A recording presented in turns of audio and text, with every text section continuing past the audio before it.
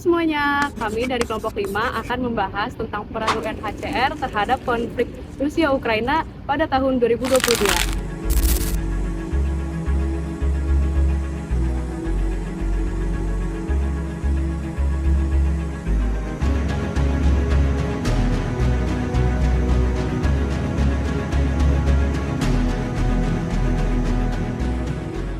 Perang ini dimulai pada 24 Februari 2022 yang menyebabkan jutaan warga Ukraina harus mengungsi dan meninggalkan rumah mereka demi keselamatan mereka.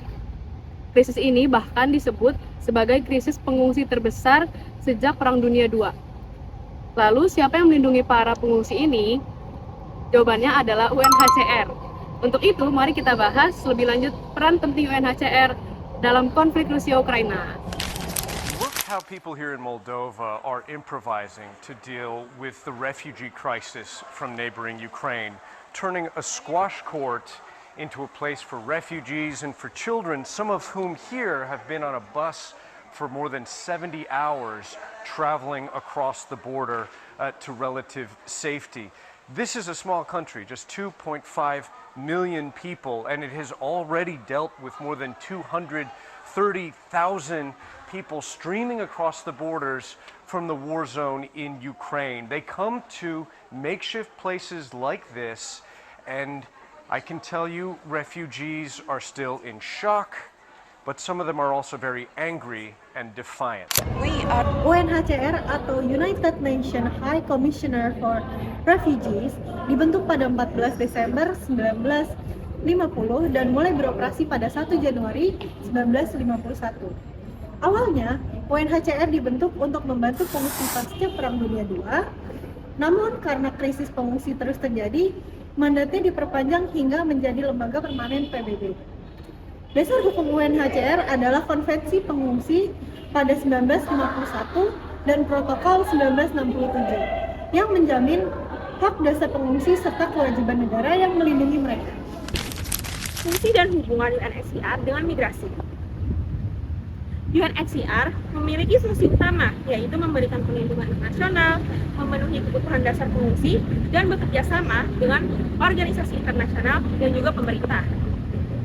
UNHCR juga memiliki peran penting dalam migrasi paksa, di mana perpindahan penduduk terjadi karena konflik, perang, dan juga pelanggaran HAM. Berbeda dengan migrasi sukarela, seperti bekerja ataupun menempuh pendidikan, migrasi paksa ini membuat pengungsi untuk meninggalkan negaranya.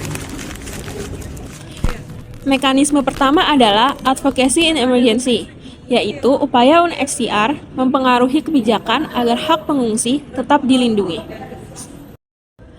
Kedua, ada community-based protection, di mana pengungsi dilibatkan secara langsung dalam menentukan kebutuhan dan perlindungan mereka sendiri. Ketiga, ada emergency registration, yaitu proses pendataan darurat untuk memastikan setiap pengungsi tercatat dan mendapatkan bantuan. Keempat, resettlement dan complementary pathways, yaitu pemindahan pengungsi ke negara ketiga agar bisa hidup lebih aman. Kelima, protection in armed conflict, yaitu perlindungan bagi warga sipil agar tidak menjadi korban perang. Dan yang terakhir atau yang keenam adalah humanitarian evacuation, yaitu evakuasi warga sipil dari daerah konflik sebagai langkah terakhir penyelamatan.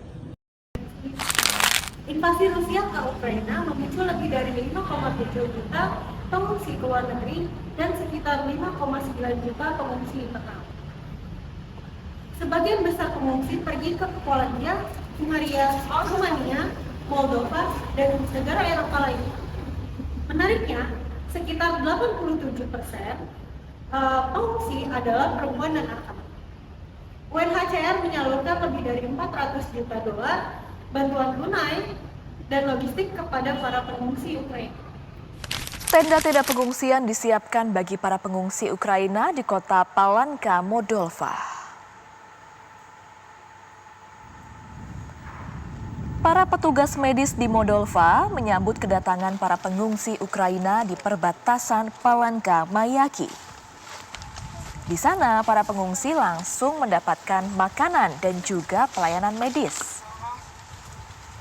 Moldova menyatakan sebanyak lebih dari 230.000 pengungsi telah melintasi perbatasan Ukraina ke Moldova sejak perang di Ukraina pecah. Oke, selanjutnya tantangan dan hambatan. UNHCR menghadapi lonjakan jumlah pengungsi yang sangat cepat sehingga proses bantuan tidak selalu berjalan lancar. Akses ke wilayah konflik juga terbatas sehingga kontribusi bantuan sering terhambat. Oke, baik, sekarang kita masuk ke bagian dampak dan solusi. Jadi bagian dampak itu sendiri, dampak perang ini kan sangat besar. Mulai dari kehancuran ekonomi, kemudian peningkatan IDP, hingga drain.